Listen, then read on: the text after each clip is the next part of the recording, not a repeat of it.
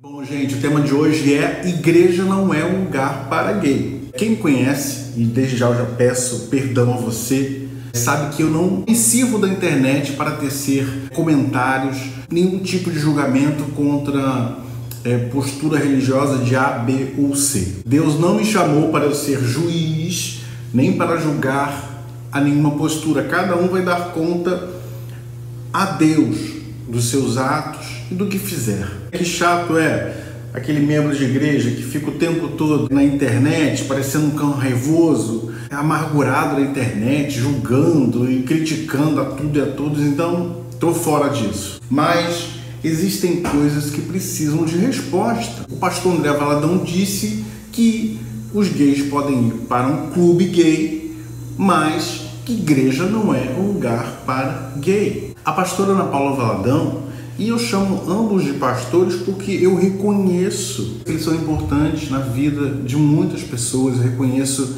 que eles exercem influência espiritual e esse que é o problema. E se eles falam coisas que não são de Deus, isso acaba sendo um problema para muita gente. Ah, mas eles também falam coisas que não são de Deus? Claro, o próprio Pedro estava do lado de Jesus e Jesus chamou ele de Satanás. Ele falou arreda de Satanás, por quê? Em um determinado momento ele estava lá sendo uma bênção, falando coisas maravilhosas. Mas daqui a pouco ele se deixou envolver-se pela carne. E é isso que acontece. Então a pastora diz que ser gay não é normal. Mas a ciência diz que a homossexualidade é uma variação normal e positiva da sexualidade humana. Além disso, atribuiu aos gays a proliferação do HIV como uma maldição divina, falou tanta balela, pelo amor de Deus. O Ministério da Saúde passou alguns dados, eu tenho aqui 248.520 novos casos de pacientes com HIV de 2007 a 2019. Destes 248.520, 143.506 são heterossexuais. Então, 58% dos casos de infectados no país por HIV são de heterossexuais, 58%, 60%, ok? São de heterossexuais e os 40% são da comunidade LGBTQIA+. Não é uma doença gay, não é uma enfermidade que Deus colocou sobre os homossexuais se os heterossexuais estão em maior número. Eu podia falar muitas coisas, explicar passo a passo para eles, mas não vai mudar a mente e nem a visão deles em relação a isso, porque eles não querem, ok? E eu também não estou aqui para ficar criticando, ensinando a instituição A, B ou C. O que importa para a gente é o trabalho que a gente faz, é o trabalho que a Igreja Cristã Contemporânea faz em meio a esta comunidade LGBTQIA+. E como eu disse, eu não iria me pronunciar sobre este assunto. Tanto é que chegou a primeira mensagem: pastor, você não vai fazer um pronunciamento? A primeira coisa que eu falei foi: eles sempre fizeram isso. Apenas essa frase. Porque sempre foi assim. E eu vou dizer, essas declarações são pinto em relação ao que chega até a gente, ao que acontece nesses lugares onde fazem a tal cura gay, que nunca aconteceu, tortura mesmo, forte, física, de todos os tipos, enfim. Eu não estou aqui para falar hoje sobre essa situação. E o que acontece foi que começaram a chegar mensagens: pastor, fala alguma coisa. E aí começa o outro: ah, pastor, eu estou sofrendo, isso é verdade? Então foi isso que aconteceu, porque, como eu falei, eles exercem influência sobre muitas pessoas. E até hoje pela manhã, assim que eu acordei, meu esposo, o pastor Fábio, Marcos, estão falando para a gente falar alguma coisa, para se pronunciar. E eu ainda estava relutante. Foi quando eu olhei para o lado. Nós temos estudado nessas últimas 2 semanas um conteúdo sobre rejeição. E eu vi aquele livro, A Raiz de Rejeição, do lado, me deu um estalo. Eu senti como o Espírito Santo ministrando a mim: Marcos, não se omita as sementes de rejeição que são lançadas nos meus filhos. Eu quero que você se prepare agora e que você me dê atenção. Caiu a ficha. Caiu a ficha porque eu entendi que Deus quer que eu fale, mas não para a família de pastores Valadão, corpo pastoral da igreja A, B ou C. O que eu quero hoje é conversar com você, meu amigo, você que é da comunidade LGBTQIA+, e participa de uma comunidade cristã homofóbica, que muitas vezes tem vivido histórias de rejeição aí dentro, abusos, de intolerância, de maus tratos dentro dessas comunidades e não vê uma forma de saída. Primeiro eu quero dizer algo: as raízes, as sementes de rejeição lançadas dentro dos ambientes religiosos, presta bem atenção, olha para cá. As sementes lançadas nos ambientes religiosos contra os LGBTQIA+, são as mais destrutivas que existem. Imagine você, LGBTQIA+, ouvindo que você não é de Deus, que você tem uma maldição, que Deus te castiga de diversas formas, que apenas você pensar em amar alguém já é uma maldição, e tudo isso sendo lançado na sua vida, lançado na sua alma, o tempo todo. Você ouvindo que você é doente, que você tem um mal, o tempo todo na sua cabeça, aquilo entrando na sua vida, essas sementes de rejeição, dizendo que você não se adequa, que você não pertence àquele lugar, que você nunca poderá pertencer ao reino de Deus. Gente, isso é terrível. E o que eles não entendem é que os gays podem ir sim a um clube gay, mas muitos LGBTQIA+, querem viver uma espiritualidade, querem ser pastoreados, querem se congregar, querem ter um lugar onde podem adorar a Deus, amar ao Senhor, sem se sentirem excluídas por Deus.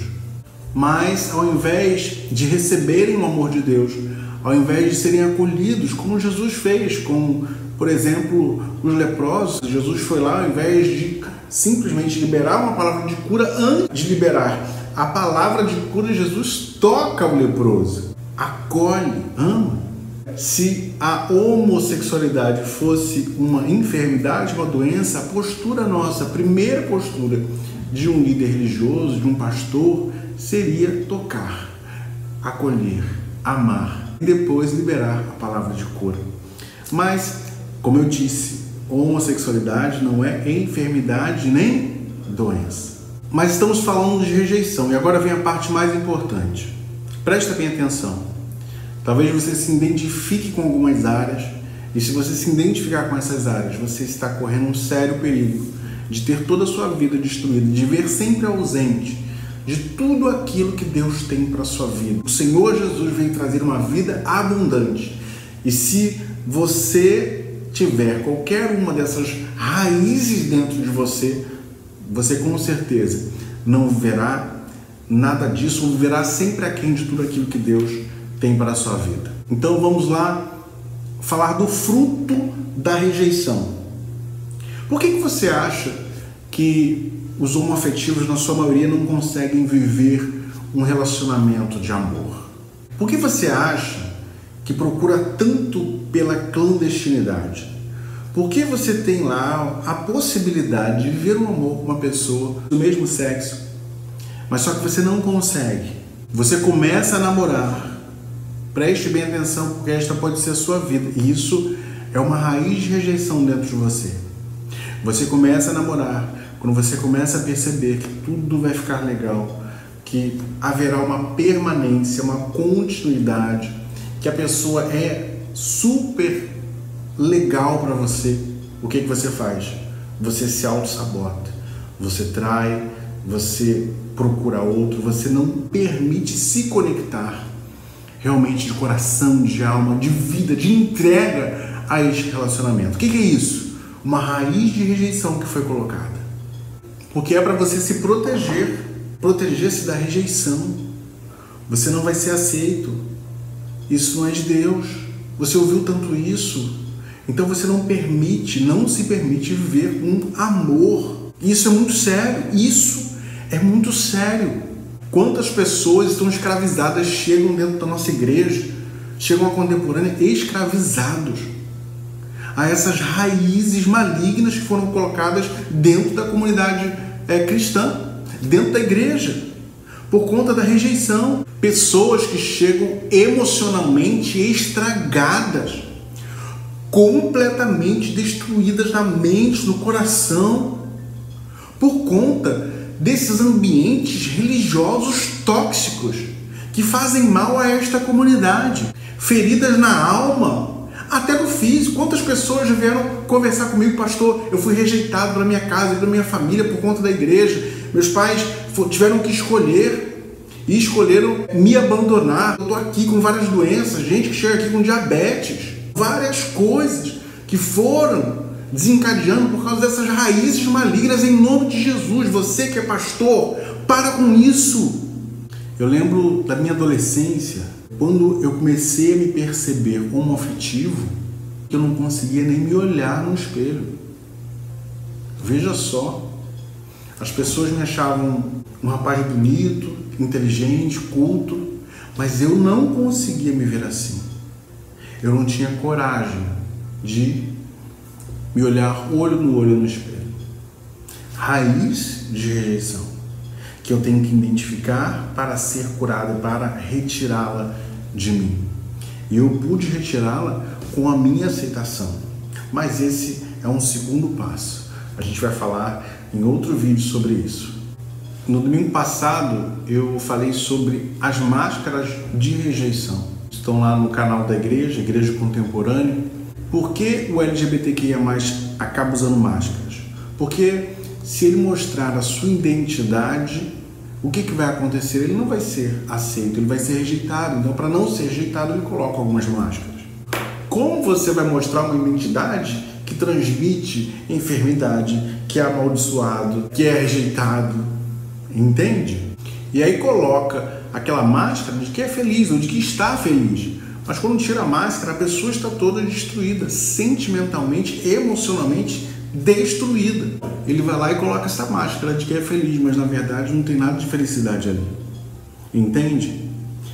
Por detrás tem uma pessoa infeliz, uma pessoa que não é bem consigo, que não se sente valorizada, que não se sente amada, que não se sente acolhida por Deus. A pessoa coloca a máscara da crítica. Ela sempre vai procurar o pior das pessoas. E vocês já viram aí fora como é que grande parte dos LGBTQIA+, normalmente procuram o pior das pessoas, sempre criticando, atacando, com raiva. Raiz de rejeição colocadas dentro da igreja evangélica, dentro da igreja cristã, dentro da igreja católica. E até alcançam grandes coisas muitas vezes, mas você vê que ela vai gastar o dinheiro todinho em futilidade. Ela vai lá, ela pode galgar, ela pode subir porque ela quer ser reconhecida. Então ela vai lá, ela sobe, ela dá o melhor, ela faz o melhor de si, mas o que acontece? Ela desperdiça tudo com futilidade. Ela pode gastar com tudo, com roupa, com prazeres, com corpos. Paga o sexo. Por que paga o sexo? Porque ela não é valorizada, ela não sente valor, acha que alguém não vai gostar dela simplesmente pelo que ela é. E ela coloca aquela máscara da felicidade, coloca a máscara da crítica, a máscara da autossuficiência. Agora eu sou bom, não preciso de ninguém, então eu não preciso dos meus familiares, eu não olho.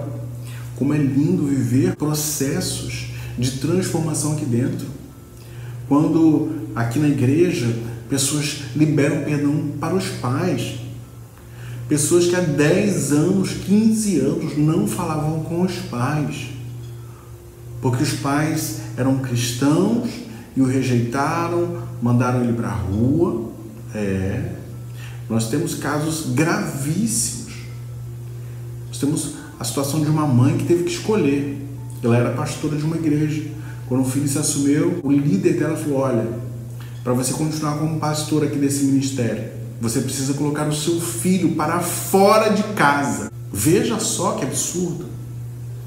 E ela acabou escolhendo o filho, graças a Deus, porque nós temos visto cada atrocidade, como foi complicado para ela viver todo o chamado.